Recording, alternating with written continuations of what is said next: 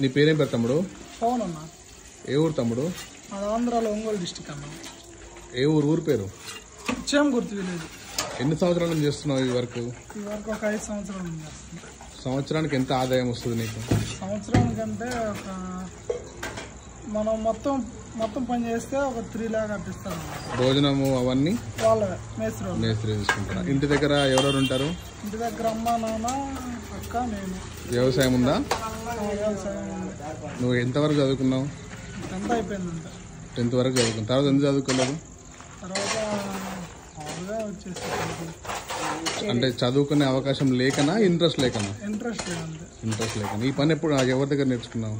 ఈ పని ఫస్ట్ మా మామ దగ్గర నేర్చుకున్నా. మీ మామయ్య దగ్గర నేర్చుకున్నావా?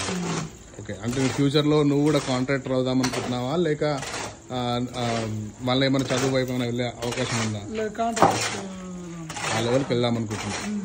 ఓకే. మరి ఇంత దూరం రావడానికి గల కారణం ఏంది? ఒంగోలు నుంచి తిరుపతి, విజయవాడ, విశాఖపట్నం పెద్ద సిటీస్ ఉన్నాయి కదా.